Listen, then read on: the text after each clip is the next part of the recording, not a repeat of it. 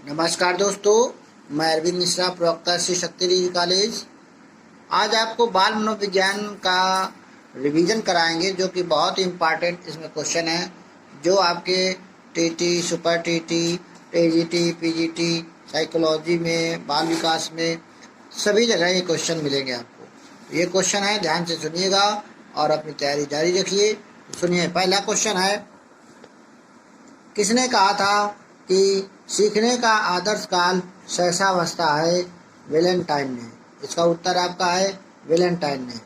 तो यहाँ पर है कि किसने कहा था सीखने का आदर्श काल शैशवावस्था है, ये वेलेंटाइन ने कहा था।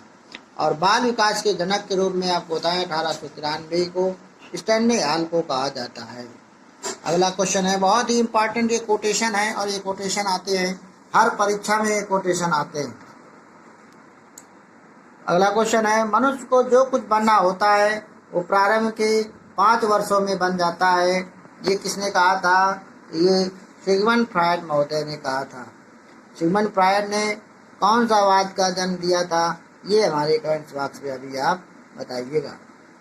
अगला क्वेश्चन देखिए, बालक प्रथम 6 वर्षों के बाद के 12 वर्षों से दुगना सीख जाता है। बहुत अच्छा क्वेश्चन है। 6 वर्षों के बाद कि 12 वर्षों से दुगना सीख जाता है, ये किसने कहा था? तो ये गैसेल महोदय ने कहा था। नेक्स्ट क्वेश्चन है, मिथ्या या छदम परिपक्वता का काल जो है बाल्यावस्था है, ये किसने कहा था? तो ये आपके रास महोदय ने कहा था। अगला क्वेश्चन है, निर्माणकारी काल शैशवावस्था है, ये किसने कहा था? फ्रायड ने कहा था। फ्रायड ने कहा था कि निर्माणकारी काल शैशवावस्था है। अगला क्वेश्चन है कि बाल्यावस्था जीवन का अनोखा काल है, ये किसने कहा था? तो ये कोल एम ब्रूस ने कहा था कि बाल्यावस्था जीवन का अनोखा काल है। अगला क्वेश्चन है, प्रतिद्वंद्वात्मक समाजीकरण बाल्यावस्था किसने दिया था? तो ये किलपैट्रिक महोदय ने दिया था। और किलपैट्रिक महोदय ने ही कहा था कि किशोरावस्था सबसे कठिन काल है। तो किशोरावस्था को कठिन काल किसने कहा था? किलपैट्रिक ने। बहुत अच्छा क्वेश्चन यह है, परिभाषा बहुत बार पूछी गई है कि किसने कहा था कि किशोरावस्था बड़े ही तनाव, तूफान, विरोध और संघर्ष की अवस्था है। तो ये परिभाषा है आपकी स्टैनले हॉल की। स्टैनले हॉल ने कहा था कि तो किशोरावस्था बड़े ही तनाव, तूफान और विरोध की अवस्था है। 20वीं शताब्दी को बालक का काल किसने कहा है? तो ये क्रो एंड क्रो ने कहा है। अगला है, जन्म से किशोरावस्था तक किसने अध्ययन किया है? तो जन्म से किशोरावस्था तक का अध्ययन क्रो एंड क्रो ने कहा है। और मनोविज्ञान का बंजर काल किसे कहा जाता है? तो 20वीं शताब्दी को मनोविज्ञान का बंजर काल कहा जाता है। जब आप जो है पढ़ेंगे इतिहास मनोविज्ञान का, तो 20वीं शताब्दी में कोई ज़्यादा परिवर्तन नहीं हुआ है, कोई चेंजमेंट नहीं हुआ है, इसलिए 20वीं शताब्दी को मनोवैज्ञानिकों ने इसे बंजर काल कहा है। अब अगला क्वेश्चन है, बुद्धि के कुछ कोटेशंस हैं। तो बुद्धि लब्धि के जनक कौन है? तो बुद्धि लब्धि के जनक स्टर्न है। प्रथम मनोवैज्ञानिक प्रयोगशाला कहाँ खोली गई थी? बहुत अच्छा क्वेश्चन है। तो ये जर्मनी के लिपजिंग नगर में 1879 में विलियम वुंट द्वारा खोला गया था, प्रथम मनोवैज्ञानिक प्रयोगशाला। इसी प्रकार भारत का प्रथम बुद्धि परीक्षण कब हुआ था? तो भारत में प्रथम बुद्धि परीक्षण 1922 में C.H. राइस द्वारा किया गया था। जहाँ बात करते हैं कि प्रथम बुद्धि परीक्षण कब हुआ था, तो प्रथम बुद्धि परीक्षण 1905 में विनय एंड साइमन के द्वारा हुआ था। बहुत अच्छे क्वेश्चन आपको ये कोटेशन है, और हर परीक्षा में कोटेशन आपको मिलते हैं। और हमारे चैनल को आप लाइक करें, सब्सक्राइब करें और अपने दोस्तों के साथ शेयर करें। अगला क्वेश्चन देखिए, साइकोलॉजी की प्रथम पुस्तक कौन सी है? तो साइकोलॉजिया पुस्तक है। और ये बताइए साइकोलॉजिया पुस्तक किसने लिखा है? ये हमारे कमेंट्स बॉक्स में बताइए। अगला क्वेश्चन है कि सबसे पहले मनोविज्ञान शब्द का प्रयोग किसने किया था? 1590 में रुडोल्फ गोल-काय ने जो है मनोविज्ञान शब्द का प्रयोग किया था। अगला क्वेश्चन है, प्रश्न जो है कोटेशन है, बुद्धि परीक्षण की शुरुआत किसने की थी? तो बुद्धि परीक्षण की शुरुआत सबसे पहले फ्रांस के प्राथमिक स्कूल से हुई थी। और बुद्धिमत्ता का शारीरिक आधार किसने दिया था? लेवेटर ने दिया था। लेवेटर ने बुद्धिमत्ता का शारीरिक आधार दिया था। अगला देखिए, 3 से 15 वर्ष के बच्चों का बुद्धि परीक्षण किसने किया था? ये बिने एंड साइमन ने किया था। और टर्मन ने 1916 में बुद्धि लब्धि का सूत्र दिया था। बुद्धि लब्धि का सूत्र क्या होता है, ये हमको आप हमारे कमेंट्स बॉक्स पे अभी आप दे दीजिए। बुद्धि लब्धि का सूत्र क्या होता है, तुरंत कमेंट बॉक्स पे दीजिए। तब तक आपका हम वेट कर रहे हैं। बहुत अच्छा क्वेश्चन है, आप इसको देखेंगे और आप बताइए कि आपके लिए ये लाभदायक है कि नहीं है। और अगर आप टीजीटी पीजीटी तैयारी कर रहे हैं उसके लिए तो बहुत ही सर्वश्रेष्ठ क्वेश्चन है। अगला क्वेश्चन है, आधुनिक मनोविज्ञान का प्रथम मनोवैज्ञानिक किसे कहा जाता है? तो आधुनिक मनोविज्ञान का प्रथम मनोवैज्ञानिक डेकार्टे को कहा जाता है। संरचनावाद, बहुत अच्छा क्वेश्चन है, बहुत बार पूछा गया है। संरचनावाद के जन प्रतिपादक कौन थे? तो विलियम वुंड थे। 1879 में इनको कहा जाता है। गेस्टाल्टवाद के आपके वर्दीमर कोलर कोफका। गेस्टाल्टवादी जो है मुख्य रूप से वर्दीमर कोलर और कोफका। इसी को आपको संप्रत्यय जो है यहाँ पर जो सूझवादी भी कहते हैं और अंतर्दृष्टि का सिद्धांत भी कहते हैं। अगला क्वेश्चन है व्यवहारवाद। व्यवहारवाद को भी जे.बी. वाटसन ने प्रतिपादित किया था। बहुत अच्छा, कई बार पूछा गया है वाटसन ने किस वाद का प्रतिपादन किया था? तो व्यवहारवाद का प्रतिपादन जे.बी. वाटसन ने किया था। मनोविश्लेषणवाद या इसी को मनोलैंगिकवाद, ये 1900 में आया था। सिगमंड फ्रायड, एडलर और यंग ने दिया था। अगला है संज्ञानात्मक विकासवाद, ये जीन पियाजे ने दिया था। संज्ञानात्मक विकासवाद जीन पियाजे ने दिया था। अगला क्वेश्चन है संरचनात्मक अधिगम का सिद्धांत किसने दिया था? तो ये बूनर ने दिया था और इसे संज्ञानात्मक आंदोलन के नाम से भी जाना जाता है। सामाजिक अधिगम का सिद्धांत जो है 1986 में अल्बर्ट बंडूरा ने दिया था। सामाजिक अधिगम का सिद्धांत अल्बर्ट बंडूरा ने दिया था। नैतिक विकास का सिद्धांत कोलबर्ग ने दिया था। बहुत अच्छे क्वेश्चन है, देखिए आपको बहुत अच्छा लाभ मिलेगा। जल्दी जल्दी रिवीजन भी हो रहा है। मनोसामाजिक सिद्धांत एरिक्सन ने दिया था।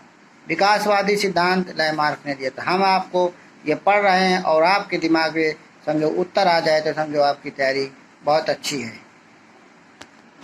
अगला है वंशानुक्रम का सिद्धांत किसने दिया था? तो आपको बता दें वंशानुक्रम को आनुवंशिकता का भी सिद्धांत कहते हैं, हेरिडिटी का भी सिद्धांत कहते हैं। और इन्होंने ग्रेगर जॉन मेंडल ने इसको दिया था। और ग्रेगर जॉन मेंडल आनुवंशिकी के पिता भी कहलाते हैं।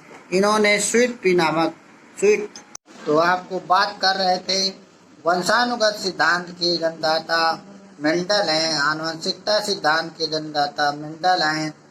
और इन्होंने स्वीट पी या गार्डन मटन नामक पौधे पर अपने प्रयोग किए थे और इनके प्रयोग 7 लक्षण पर थे। 7 वेरिएंट इन्होंने लिए थे। अगला क्वेश्चन है प्रयोजनवादी सिद्धांत के जन्मदाता कौन? तो प्रयोजनवाद के सिद्धांत के जन्मदाता जॉन डीवी हैं। अभी आपको बताया था कल आपको कि मुख्य रूप से इसके प्रतिपादक सैंडर्स पियर्स हैं, उसके बाद डीवी हैं। तो पहले अगर सैंडर्स पियर्स आवे तो पियर और डीवी आवे तो डीवी। अगला पॉइंट है मानववादी सिद्धांत के जन्मदाता। तो मानवतावादी सिद्धांत के जन्मदाता अब्राहम मास्लो हैं।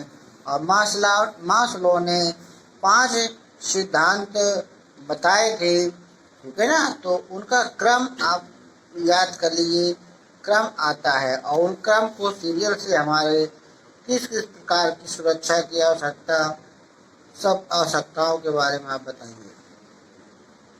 अगला है क्षेत्र या क्षेत्रीय सिद्धांत फील्ड थ्योरी, इसको कोर्ट लेविन बहुत बार टीटी में पूछा गया है।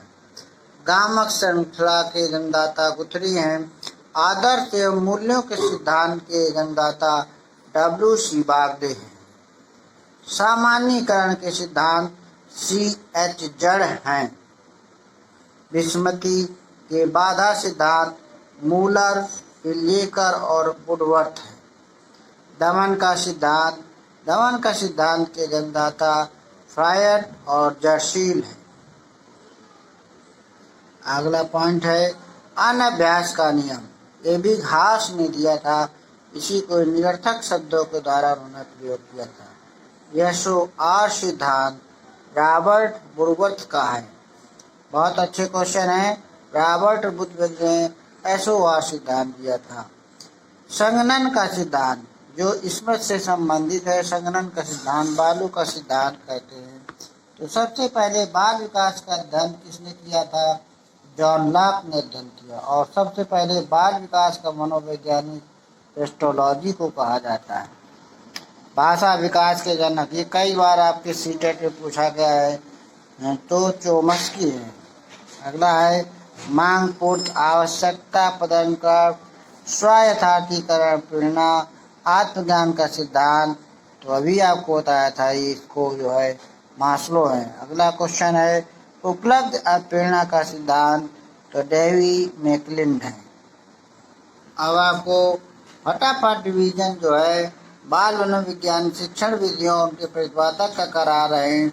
तो आपको बताएं किंडरगार्टन पद्धति, जिसी को बालोद्यान पद्धति कहते हैं, तो इसके प्रतिपादक जो है फ्रॉबेल हैं। खेल प्रणाली के प्रतिपादक काल्डवेल कुक है और फ्रॉबेल। अगर जैसे आपने बताया प्रयोजनवादी, इसी प्रकार खेल प्रणाली में सबसे पहले काल्डवेल कुक आते हैं और उसके बाद फ्रॉबेल आते हैं। तो उनमें जो पहले अगर मिले काल्डवेल कुक तो काल्डवेल कुक लगाना है, और फ्रॉबेल मिले तो फ्रॉबेल लगाना है। काल्डवेल कुक ना होता फ्रॉबेल आपको लगाना है। अगला है प्रोजेक्ट विधि के जन्मदाता। बहुत अच्छा क्वेश्चन है, बहुत बार पूछा गया है। प्रोजेक्ट विधि के जन्मदाता किलपैट्रिक है। नेक्स्ट है डाल्टन विधि। डाल्टन विधि के प्रतिपादक मिस पार्क हेलन हेस्ट थी। मॉन्टेसरी विधि के जन्मदाता ये मैडम मारिया मॉन्टेसरी हैं। डेक्रोली विधि ओविड डेक्रोली हैं। बिनेटका विधि जो कार्लटन वाट्सबर्न है। ह्यूरिस्टिक विधि ये भी बहुत इम्पॉर्टेंट है, सबसे ज़्यादा इम्पॉर्टेंट ह्यूरिस्टिक विधि पूछा जाता है। इसी पे क्वेश्चन घुमा के पूछ लेते हैं कि बालक कुछ कर रहा है, कुछ सूझ कर रहा है, खोज कर रहा है, तो कौन सी विधि होगी? तो ये खोज विधि कहलाती है, इसी को अन्वेषण विधि कहते हैं। इसके जन्मदाता आर्मस्ट्रांग हैं। और महात्मा गांधी की बेसिक शिक्षा, आधारभूत शिक्षा योजना, नई तालीम शिक्षा, वर्धा शिक्षा योजना, ये महात्मा गांधी के द्वारा दी गई थी। एक क्वेश्चन आप बताइएगा कि बेसिक शिक्षा योजना, वर्धा शिक्षा योजना कब लागू किया गया था? तो ये सन आप बताइए, कमेंट्स बॉक्स में लिखिए। अगला है प्रोजेक्ट प्रणाली करके सीखना। ये किसका है? कि जॉन डेवी का है। आगमन और निगमन विधि के प्रतिपादक अरस्तु हैं। प्रश्नोत्तर विधि के प्रतिपादक आपके सुकरात हैं। और इकाई योजना के प्रतिपादक मारिसन हैं। संवाद विधि के प्रतिपादक प्लेटो हैं। पंचपदी सिद्धांत हर्बर्ट हैं। और गैरी विधि के जो है एडवर्ड हैं। एक क्वेश्चन कई बार पूछा जाता है अनुदेशन के बारे में, तो अभिक्रमित अनुदेशन के जन्मदाता आपके BF स्किनर हैं। और BF अनुदेशन के 3 भाग हुए हैं, रेखीय अनुदेशन, शाखीय अनुदेशन, आरोही अनुदेशन। तो रेखीय अनुदेशन पूछा जाता है लीनियर जो है इंस्ट्रक्शन के स्किनर, शाखी अनुदेशन के नॉर्मल क्राउडर, आरोही अनुदेशन के गिलबर्ट। तो इस प्रकार से शिक्षण प्रमुख शिक्षण विधियाँ हैं, इनको आप बिल्कुल फटाफट रिवीजन आपको करा रहे हैं। बस आप रिवीजन करते जाइए, आपकी तैयारी होती जाएगी। नेक्स्ट बात करते हैं सबसे पुरानी शिक्षण विधि कौन है? तो सबसे पुरानी शिक्षण विधि व्याख्यान विधि या मौखिक विधि। आपको पता होना चाहिए कि व्याख्यान विधि जो है वैदिक कालीन से पूर्व जो चलती आ रही है, और आज भी इसका वैल्यू है। अगला है सबसे प्रभावशाली विधियां कौन सी हैं? करके सीखना, निरीक्षण करके सीखना, परीक्षण करके सीखना, सामूहिक विधियों द्वारा सीखना। तो ये जो है चार जो है सबसे प्रभावशाली विधियां हैं। प्रयोगशाला वाला सीखना है ना, तो ये इसमें सब आ जाता है। सोच शिक्षण के दंडदाता तो आर ए ब्रूस हैं, याद कर लीजिए, कई बार सोच शिक्षण के दंडदाता को पूछा गया है। और बहुत सारी विधियां आपको आती हैं, कार्यशाला विधि, कहानी विधि, प्रयोग प्रदर्शन विधि, सामूहिक परिचर्चा, वाद विवाद, भ्रमण विधि, उदाहरण विधि, वर्णन विधि, विवरण विधि, निरीक्षण विधि। और विश्लेषण विधि को अभी आपको बताया सिगमंड फ्रायड और यूंग हैं। गेस्टाल्ट विधि जो है वर्दीमल, कोहलर, कोपखा है, और वर्दीमल इसके दंडदाता हैं। संरचनावाद के विलियम वुंट है, व्यवहारवाद के जेबी वाटसन है। तो इस प्रकार से आज आपने महत्वपूर्ण प्रश्नों का रिवीजन किया, और ये आप बिल्कुल सटासट याद करते रहिए, पढ़ते रहिए, रिवीजन करते रहिए, और अपने दोस्तों को सब्सक्राइब करवाइए, शेयर करिए। थैंक यू, धन्यवाद, नमस्कार।